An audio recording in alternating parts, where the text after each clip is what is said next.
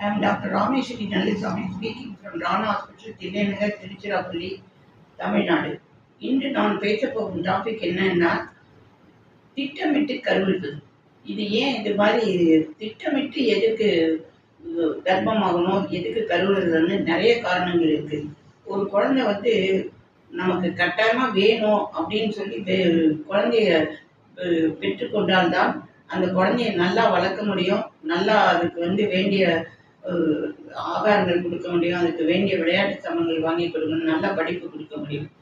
திட்டமிடாமல் திடீரென்று ப்ரெக்னென்ட் ஆயிட்டாங்கன்னு வச்சுக்கோங்க, அந்த குழந்தைய அவங்களால சரியாகவே பார்க்க முடியாது, வேண்டா வெறுப்பாக தான் இருப்பாங்க. ஐயோ நமக்கு வந்து நம்மளுடைய ப்ரொஃபஷனையே அஃபெக்ட் பண்ணுது, நம்ம என்ன பண்ண முடியும் அப்படின்னு சொல்லிட்டு நிறைய நினைப்பாங்க. எல்லாரும் கர்ப்பம் ஆன பிறகு தான் டாக்டரை வந்து பார்ப்பாங்க. கர்ப்பம் ஆறதுக்கு முன்னாடி யாரும் டாக்டரை பார்க்கறதே இல்லை. கர்ப்பம் ஆறதுக்கு முன்னாடியே ஒரு மருத்துவரை கலந்து ஆலோசித்து அவருடைய குடும்ப சூழ்நிலை, அவருடைய வீட்டு சூழ்நிலை, அவருடைய பொருளாதார சூழ்நிலை, பலவிதமான அவருடைய எஜுகேஷன் சூழ்நிலை எல்லாத்தையும் பற்றி சொல்லி அவங்களுக்கு இந்த சமயத்தில் குழந்தை வேணுமா வேண்டாமாங்கிறத பற்றி அவங்க யோசித்து எத்தனை வருஷம் கழிச்சோ எத்தனை மாதம் கழிச்சோ அவங்க பிளான் பண்ணுறாங்கங்கிறத பிளான் பண்ணுறதுக்கு மருத்துவரை பார்க்கணும்.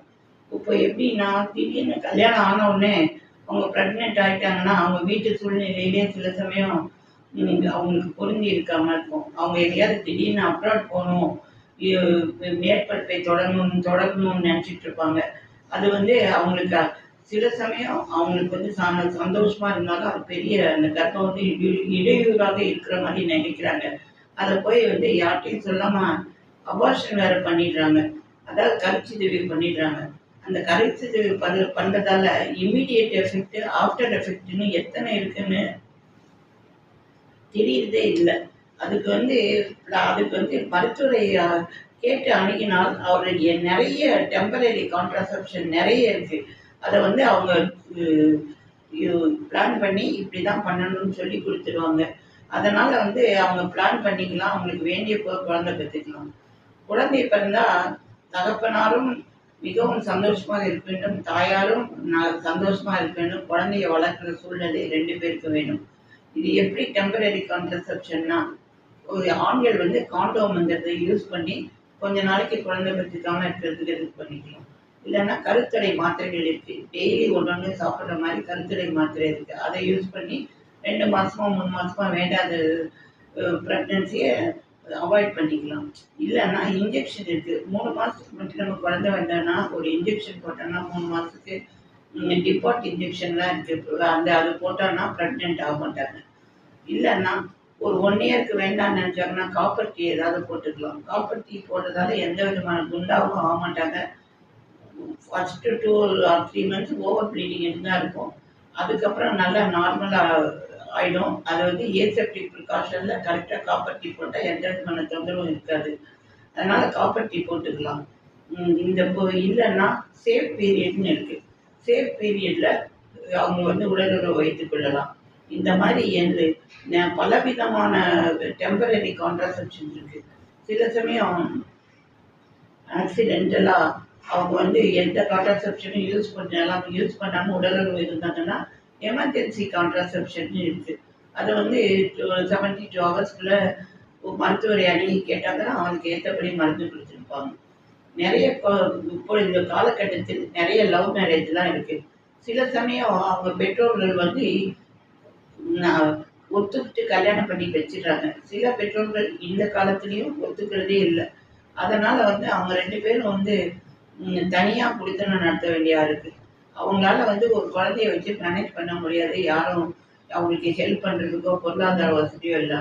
அந்த மாதிரி சமயத்தில் இருக்கிறவங்க, எனக்கே ஒரு பேஷண்ட் வந்தாங்க. அவங்க வந்து 2 பேருமே வசதியான குடும்பத்தில் இருந்தவர்கள். அவர்கள் வந்து குழந்தைய வேண்டான்னு சொல்லிட்டு முதல் குழந்தை வந்தோடனே அபார்ட் பண்ணிட்டாங்க. அபார்ட் பண்ண உடனே அந்த லேடிக்கு வந்து டியூபல் பிளாக் வந்துருச்சு. அதுக்கப்புறம் அடுத்த குழந்தைக்கு அவங்க எவ்வளோ ட்ரை பண்ணியும் அவங்களால கிடைக்கவே இல்லை. Then she went for IVF. அதுக்கப்புறம் ஒரு குழந்தை பெற்றுச்சு. இது மாதிரி நிறைய உதாரணங்கள் இருக்கிறது. குழந்தை பெறதுக்கு முன்னாடியே திட்டமிடுதல் தான் ரொம்ப ரொம்ப அவசியம். கரு கரு கர்ப்பம் தரிக்கும் முன்னாடியே இதை திட்டமிட்டணும். இதுக்கு வந்து எந்த விதமான கஷ்டமும் இல்லாம நமக்கு வேண்டிய பொழுது ஓவுலேஷன் ஸ்டடிலாம் பண்ணி நம்ம வேணுங்கிறப்ப குழந்தை பெற்றுக்கலாம். அவ அதனால வந்து குழந்தைய நல்லாவும் வளர்க்கலாம். அந்த குழந்தைக்கு வேண்டிய எந்த எஜுகேஷனும் கொடுக்கலாம். ஒரு குழந்தைய பெற்ற உடனே 2 வருஷத்துக்கு குழந்தை பெற்றுக்காம இருக்கிறது நல்லது. ஏன்னா உடலும் நல்லாகும். இந்த குழந்தையோட ஆரோக்கியத்தையும் நம்ம முதல் குழந்தையோட ஆரோக்கியத்தையும் பார்த்துக்கலாம். பலவிதமான கஷ்டங்கள்லேருந்து நம்ம உடல் உபாதையிலேருந்து நம்ம தப்பிக்கலாம். அபார்ஷன் பண்ணுறதால உடல் உபாதை மட்டும் இல்லை, ஒரு குழந்தைய நம்ம அபார்ட் பண்ணிட்டோம்ங்கிறத சில பேருக்கு டிப்ரெஷன்லேருந்து மனச்சிதைவு வரைக்கும் நிறைய வந்துடுது. நிறைய பேருக்கு அந்த சில பேருக்கு வேணா எந்த கஷ்டமும் இல்லாமல் இருப்பாங்க. பட் நிறைய இப்போ வந்து 42 டேஸ்லேயே ஃபீச்சர் கார்ட்லாம் தெரிய ஆரம்பிச்சிருச்சு. ஃபீச்சர் கார்ட்லாம் தெரிஞ்ச உடனே அந்த குழந்தை நல்லா உயிரோடு இருக்குன்னு பார்த்த பிறகு அபார்ஷன் பண்ணுறது பல விதத்தில் ஒரு கொடுமையான விஷயமா இருக்கும். அதனால வந்து திட்டமிட்டு வேண்டிய கருத்தரையும் இது மருத்துவருடைய ஆலோசனையுடனும் குழந்தை பெறுவது நல்லது. திட்டமிட்டு கர்ப்பமாவது பல விதத்திலும் நல்லது. அதனால கரு உண்டான பிறகு மருத்துவரை அணுகுவதற்குள்ள திட்டமிடுவதற்கே ஒரு மருத்துவரை அணுகி உங்கள் உடல் மனது எல்லாத்துக்கும் அவருக்கு குடும்ப சூழ்நிலை எல்லாவற்றையும் சொல்லி நீங்கள் கர்ப்பமாவது பல விதத்திலும் நல்லது. உங்களுக்கு இந்த காணொலி பிடித்திருந்தால் சப்ஸ்கிரைப் செய்யவும்.